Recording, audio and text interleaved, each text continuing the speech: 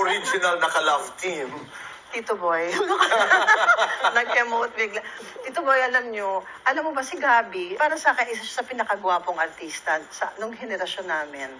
And today, talagang lalo ko napuprove, totoo nga, talagang yung beauty ni Gabi is classic and it never fading yung beauty niya. I will agree. It's forever and wow, I'm gushing, Tito Boy. I love it. And so, pagka ngayon kami nag-i-eksena, sorry po, pasensya na, pero talagang minsan parang lumilipad yung utak ko, Tito Boy, kasi ang tinitignan ko yung lips ni Gabi, mga gano'n. Mga pink, di ba? Pink na pink. Lumilipad ang iyong utak na may konting Tito Boy, pag... yung may konting, para bang may konting... No, because the chemistry is there. Yes. The chemistry is there. Totoo, I must admit, na sa lahat ng mga nakasama ko, I love all of them. I'm thankful that they were so kind to me. But si Gabi talaga, iba yung chemistry namin dalawa, Tito Boy. And even Gabi acknowledges that. Pinag-uusapan namin, iba din talaga yung even our director, hi Direk Aya, thank you. She told me that at one point. Iba talaga yung niya ni Gabs. Para kayo totoong Kakaiba, no? mag-asawa. Pero I wanna go back to pagka-eksena mo siya, tinititigan mo siya, you look at his lips, at lumilipad ang iyong isipan, saan? Anong iniisip mo? Tito Boy, para bang iniisip ko, it could have been me. Oh! Tito Boy, joke. Tama na ang voice.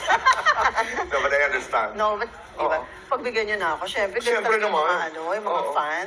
Right. Talagang, Oo. if any, talagang ako'y tagahanga ni Gabi. Alam mo kung bakit importante? Because there's a certain kind of chemistry. Hindi lang kind of chemistry, but chemistry kasi is not invented. That's true. You either have it or you don't. Exactly. At kayo, mababang mga bata pa kayo, hanggang ngayon, nariyan pa rin.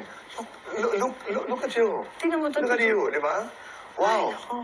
And look at the eyes. Pareho kayo. Look at the lips of Gabby Concepcion, di ba? Mga mistiso. Ano yung pagkasabi mo kanina? It could have been? It could have been me. Paano nga ang nangyari noon? Bakit napunta si Gabby? Delusional, eh, no? No, it's not. Si Gabby napunta... Si Gabby... Delusional, eh, no? No, it's not.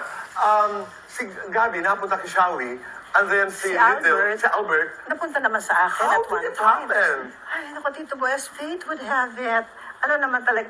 Si Gabi, well, si Albert kasi, I think was the first boyfriend of Shawi. Okay. Ngayon, Okay. ano ko, nangyari sa kanilang dalawa, parang they were supposed to do yung first movie ni Sharon. Unang-unang pelikula. Dear Heart. Dear Yes. Heart. Oo. Hi, Shawi. Hindi natuloy si Albert because of something. Si Gabi ang pinahiram ni Mother kay Sharon.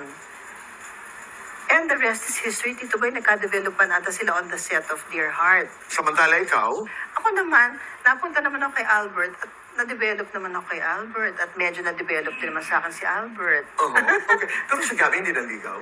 No, never, Tito Hindi ka Boy. na in love? No. Ako? Oo, ikaw? Tito Boy, naku naman, na-infatuate talaga ako, Tito Boy. Ikaw. Pero hindi ka Sincere nagparamdam. yan, ha? Nakakaya I know. sinasabi to, pero totoo. I'm looking at your eyes. I'm looking at your eyes. And you're telling This the is not truth. showbiz talk, ha? Yeah. Pagpo-profess na ito ng pagmamahal kay Gabi, kaya-hiya, pero... So, na-infatuate ka, na-in love ka as a young girl. Yes, because di ba, Tito Boy, pag bata ka, you have crushes. Right. Ang talagang super crush ko si Gabs. How far did you go? Did you let him know? No naman, no. Ah. Yung mga panahon na yun, parang conservative tayo dito. Pero ngayon na para bang nagkakaedad na, para bang, it's now or never, you know. Joke!